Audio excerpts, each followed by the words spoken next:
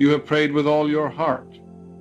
You have asked, pleaded, repeated the words with sincerity, and yet nothing has changed. The condition remains. The answer does not come. And in the silence that follows, you begin to wonder, does prayer truly work? Am I doing something wrong? Or have I been forgotten? Let me tell you plainly, prayer never fails. But the mind that prays while doubting, that asks while expecting refusal, that affirms while denying, this mind cancels its own request before it reaches the creative depths of the subconscious. This is not punishment. It is law. The subconscious mind does not hear your words. It responds to your conviction. And when you pray with your lips while your heart whispers, but it won't happen, you are not praying at all. You are divided, and a house divided against itself cannot stand. But here is the truth that will set you free. Once you understand this law, you can unify your mind, and when your mind is whole, your prayer becomes a seed planted in fertile ground, and it must grow. Most people believe that prayer is a matter of words. They think that if they say the right phrases, repeat them often enough, with enough emotion or desperation, that somehow the universe or God will be moved to grant their request. This is not prayer. This is pleading. True prayer is not spoken to an external power that may or may not listen. True prayer is an internal act of acceptance. It is the feeling of the wish fulfilled. It is the quiet knowing that what you desire already exists in the invisible realm of consciousness. And by dwelling in that feeling, you call it into the visible world. But here is where the failure occurs. You say, I am healed. And then moments later you think, but I still feel the pain. Nothing is changing. You affirm abundance, and then you check your bank account with fear. You declare peace, and then you rehearse your anxieties. This is the divided mind. And the subconscious, that faithful servant which never questions, never judges, only creates, responds not to your affirmation, but to your dominant feeling. If you affirm health while feeling sick, the subconscious accepts sickness. If you declare prosperity while feeling lack, the subconscious accepts lack. You see, the subconscious does not reason. It does not weigh your words against your emotions and choose the more logical one. It simply receives the impression you give it most deeply, most continuously, and it externalizes that impression as your experience. Think of a time when you prayed for something and it came to pass. Do you remember? I want you to recall that moment now. What was different then? I will tell you, in that moment you believed. Not with effort, not with force. You simply felt it was true. You prayed, and then you rested in the assurance that it was done. There was no doubt chasing after your prayer, no fear whispering behind your faith. Your mind was unified. And when the mind is unified, prayer is answered always. But when you pray and then immediately begin to worry whether it'll work, you have planted a seed and then dug it up to see if it is growing. The subconscious receives both the seed and the doubt destroys the seed. This is why Jesus said, when you pray, believe that you have received it and you will have it. He did not say, hope for it. He did not say, try to convince yourself. He said, believe that you have received it. Past tense. Already done. This is the secret of unified prayer. And here is where understanding becomes power. The subconscious mind accepts as true whatever you feel deeply and repeatedly. It does not matter whether the thing exists in the outer world yet. If you feel it as real within, the subconscious goes to work to make it real without. This is the law. And it operates whether you know it or not. When you pray with a divided mind, you are impressing two opposite states upon the subconscious, the thing you want and the fear that you will not receive it. The subconscious cannot produce both. So it produces the state you feel most intensely. And for most people, the feeling of lack is more intense than the feeling of faith. Why? Because they have practiced lack longer. They have rehearsed worry, repeated doubt, visualize failure not intentionally, but habitually.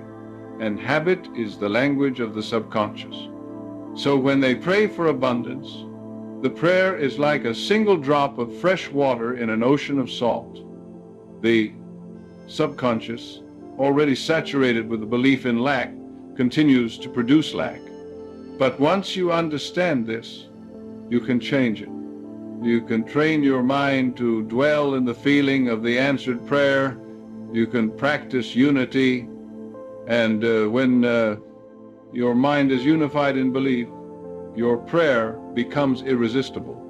What you accept inwardly, you experience outwardly. Let me show you how to pray with a unified mind. First, you must stop asking. Asking implies that you do not have. And as long as you feel you do not have, the subconscious will perpetuate that feeling. Instead, you must give thanks. Gratitude is the feeling of having received. When you give thanks for something, you are acknowledging its reality. And the subconscious, receiving this acknowledgement, begins to manifest the thing you are grateful for. This is why Scripture says, in everything give thanks. Not because God needs your gratitude, but because gratitude unifies your mind in acceptance. So if you desire healing, do not beg to be healed. Feel the gratitude of already being whole. Say quietly to yourself, thank you for my perfect health. I am strong. I am well. I feel the life of God flowing through every cell of my body. And as you say it, feel it.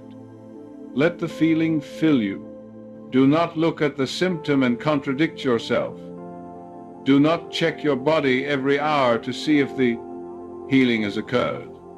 This is doubt, and doubt divides the mind. Instead, rest in the assumption that it is done. Assume the feeling of the wish fulfilled, and then go about your day in that assumption. Let the subconscious do its work without interference. Can you sense that quiet certainty within you even now? This is how prayer becomes powerful. Now, I know some of you are thinking, but I tried this. I affirmed health, and I still got worse. I declared prosperity, and I lost money. Why didn't it work? Let me tell you, it did work, but not in the way you think. The subconscious responded to your dominant impression. And if your dominant impression was fear, if underneath your affirmations was a deep, unspoken belief that nothing would change, then the subconscious manifested that belief. You cannot trick the subconscious with words. It responds to feeling. So the question is not, what did I say? The question is, what did I truly feel? And here is the practice. You must persist in the new feeling until it becomes natural, until it becomes your dominant state. This requires patience. It requires faith, not blind faith, but faith in the law, the understanding that the subconscious is always working, always creating, always faithful to the impressions you give it. If you plant a seed in the ground and it does not sprout the next day, do you dig it up in frustration? Do. You say, this seed is worthless. The law of growth does not work? No. You trust the process. You water the seed. You give it time. And in due season, it produces fruit. So it is with prayer. You pray once with feeling, with acceptance, with gratitude, and then you maintain that feeling. You do. Not beg again tomorrow. You do not plead next week. You simply continue to dwell in the assumption that your prayer is answered. And if doubt arises, and it will, you gently correct it. You do not fight it. You do not suppress it. You simply return to the feeling of the wish fulfilled. You remind yourself of the law. You rest in faith. This is the discipline of unified prayer. Let me give you an example. A man once came to me and said, I have prayed for employment for 6 months and nothing has happened. I am losing faith. I asked him, what do you feel when you pray? He said, I feel desperate. I need a job. I keep asking God to help me. And after you pray, I asked, I feel anxious, he said. I check the job boards. I worry about my bills. Do you see the division? He was praying for employment while feeling unemployed. He was asking for help while feeling helpless. His prayer was canceled by his own disbelief. I told him, stop praying that way. Instead, feel yourself already employed. Imagine shaking hands with your employer. Feel the satisfaction of work. Give thanks for the perfect position that is already yours in consciousness. And then release it. Trust the law. He did this. And within 2 weeks, an opportunity came, not because the universe suddenly decided to help him, but because his subconscious, now unified in the belief of employment, led him to the right place at the right time. The subconscious is the servant of your belief. Have you noticed how belief changes everything once you feel it deeply? This is the power you have always possessed. You simply did not know how to use it. You are not separate from the creative power of the universe. You are one with it. Your subconscious mind is connected to infinite intelligence, and when you impress it with faith, it moves heaven and earth to manifest your prayer. But it cannot do this while you are divided. So I leave you with this. Pray once with feeling. Feel the joy of the answered prayer. Give thanks and then release it. Do not return to doubt. Do not rehearse lack. Simply dwell in the quiet, knowing that it is done. Your prayer is not a request sent to a distant God. It is an impression made upon the creative law within. And that law never fails. When your mind is unified, your life must change. This is not hope. This is certainty. This is law. Go now in peace. Your prayer has already been heard. Your faith has already moved the invisible into form.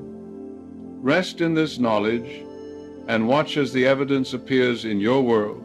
Faith is imagination directed toward good. And you, in this moment, have all the faith you need